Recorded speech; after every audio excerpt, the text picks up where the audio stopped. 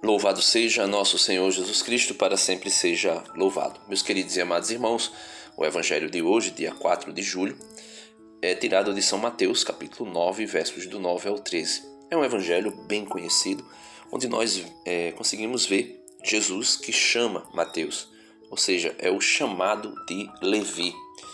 E no evangelho de hoje eu queria trazer uma reflexão mais voltada para a liberdade humana e a cooperação com a graça de Deus, quando o homem, também por graça de Deus, responde a essa graça, a esse chamado. Veja, no versículo 9 já diz assim: Jesus viu um homem chamado Mateus sentado à coletoria de impostos e disse-lhe: segue-me. Ele se levantou e seguiu a Jesus. Enquanto Jesus estava à mesa em casa de Mateus, vieram muitos cobradores de impostos e pecadores e sentaram-se à mesa com Jesus e os seus discípulos. Alguns fariseus, também hoje nós temos bastante fariseus, que ficam o tempo todo, querendo dizer quem vai para o céu e quem vai para o inferno. E às vezes até dizem, como um protestante, que disse que o Papa Francisco era mais um católico no inferno, quando o Papa Francisco morreu e alguém perguntava: e sobre a morte do Papa, o que você tem a dizer? Ele disse: para mim, é óbvio, é um idólatra que encaminhou as pessoas para a idolatria e é mais um católico que está no inferno. Mais um, isso significa dizer que todos os católicos que vão morrendo, automaticamente vão caindo no precipício do inferno, segundo o fariseu moderno dos dias atuais. Então, esses fariseus do tempo de Jesus diziam, perguntaram aos discípulos de Jesus: por que vosso mestre come com os cobradores de impostos e pecadores? Um certo dia eu estava na companhia de alguns amigos, numa esquina aqui, perto da minha casa, numa rua, e de repente começou a chover. E o único local mais próximo de nós para nos apararmos era perto de um bar, onde tinha algumas pessoas bebendo alguma cerveja. E nós nos direcionamos para o bar e uma pessoa protestante estava com a gente e ela saiu, foi embora para casa na chuva mesmo. E eu perguntei: vamos? Aí disse: não vou para aí não. Ou seja, ele nem a parar a chuva ele poderia parar no bar, porque segundo ele, provavelmente, a mentalidade era o quê? É um lugar de pecado, Ou seja, ou também um lugar onde só tem pecadores. Então, aqui é a mesma coisa. Por que vosso mestre come com os cobradores de impostos e pecadores? Só que a mentalidade católica, a nossa mentalidade, é a mentalidade de Cristo, que está no versículo 12, que vai dizer: Jesus ouviu a pergunta e respondeu: aqueles que têm saúde não precisam de médico, mas sim os doentes. Aprendei, pois, o que significa: quero misericórdia e não sacrifício. De fato, eu não vim para chamar os justos, mas os pecadores. Então, meus amados irmãos, é importante nós compreendermos a fé católica e a ação de Deus e a ação da graça de Deus na vida do homem. E como o homem coopera com a fé através das obras de caridade. Uma fé que atua pela caridade, como diz São Paulo aos Gálatas. E as obras de caridade e de misericórdia, espirituais e corporais, cooperam com a salvação. Claro que toda a obra de salvação ela é iniciada em Deus. Até mesmo Mateus, quando Mateus foi chamado por Jesus, Mateus só respondeu positivamente a Jesus porque a graça, nós na Igreja Católica nós chamamos também de graça atual. A graça naquele momento atual, a graça que atuou na vida de Mateus, que Jesus derramara sobre a vida de Mateus, fez com que Mateus compreendesse o chamado de Jesus e abertamente, livremente, ele voluntariamente dissesse sim e seguisse Jesus. Mesmo que ele não tenha falado nada, mesmo que apenas ele deixou ali a cobridoria de impostos e foi embora, mas ali tinha uma ação livre de Mateus, claro que preparada, vamos dizer que iniciada pela graça de Deus, porque o apóstolo Paulo nos ensina isso. Jesus Cristo opera em nós tanto o querer como o fazer. Logo, nós não temos mérito algum pessoal, mérito pessoal, como dizia Pelágio. Pelágio dizia que o homem era salvo pelas suas próprias obras.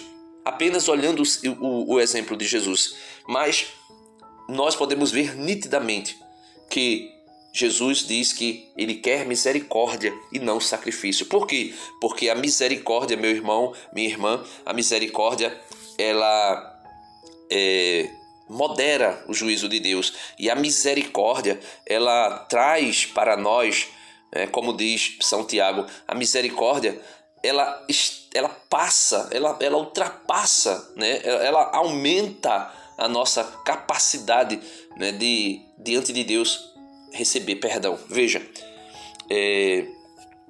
diz assim, São Tiago vai dizer na sua carta, capítulo 2, verso 13: porque o juízo será sem misericórdia para aquele que não usou de misericórdia.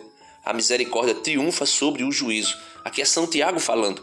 A misericórdia triunfa sobre o juízo. É por isso que Jesus diz no Evangelho de hoje: eu quero misericórdia e não sacrifício. Porque a misericórdia triunfa sobre o juízo, né? Então,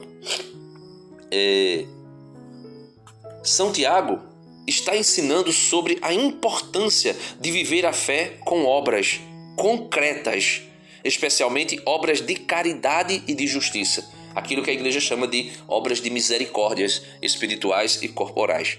Nesse versículo, ele ressalta que Deus julgará com severidade aquele que não pratica a misericórdia com os outros. Ao mesmo tempo, afirma que a misericórdia, quando praticada, né, tem força até de superar o juízo, ou seja, de atrair o perdão e a graça de Deus. Segundo a teologia moral católica, especialmente influenciada por São Tomás de Aquino, ou seja, o tomismo, a misericórdia é uma virtude ligada à caridade e deve ser vivida como expressão do amor ao próximo. O juízo de Deus é justo, diz São Tomás de Aquino, mas é moderado por sua misericórdia, que se derrama sobre aqueles que também a praticam. E é por isso que Jesus vai dizer, né, no caminho de salvação, no caminho de santidade, lá no Sermão da Montanha: bem-aventurados, né, bem-aventurados os misericordiosos, porque alcançarão misericórdia. Mateus capítulo 5, 7. Ou seja, meus irmãos, essa ideia de que o homem é salvo somente pela fé é uma ideia adulterada, uma ideia uma ideia deturpada do reformador Lutero. E os filhos de Lutero, os seguidores de Lutero, mesmo dizendo que não seguem Lutero, seguem fielmente e piamente essa inverdade que, segundo Lutero, está na Escritura, mas não está. São Tiago vai dizer, capítulo 2, verso 24: vede, ó homem, como o homem é justificado pelas obras de caridade, de misericórdia espiritual e corporal, e não somente pela fé. Eu coloquei aqui, né, obras de misericórdia, obras de caridade, para deixar claro, porque nós não cremos que somos justificados pelas obras da lei, porque praticamos os 10 mandamentos somente, ou porque praticamos as 613 leis judaicas estabelecidas pelos fariseus. Não é isso. Isso seria pelagianismo, ser salvo pelas próprias obras, pelas próprias forças, e isso aí foi condenado pela igreja lá no século IV, quando Pelágio dizia essas barbaridades. E Santo Agostinho, doutor da graça, refutou Pelágio de maneira extraordinária. E Lutero, deturpando Santo Agostinho, vai dizer que o homem não faz nada, que se salva somente pela fé, e que se você pecar fortemente, você não pode, não deve, não precisa se preocupar. Apenas você tem que crer ainda mais fortemente. Deus abençoe você e até amanhã, se Deus quiser. Dá uma curtida no vídeo, se inscreve no canal se você não é inscrito, compartilha com alguém, deixa aí o teu comentário o que é que você achou dessa reflexão do Evangelho de hoje. Deus abençoe e até amanhã, se Deus quiser. Amém.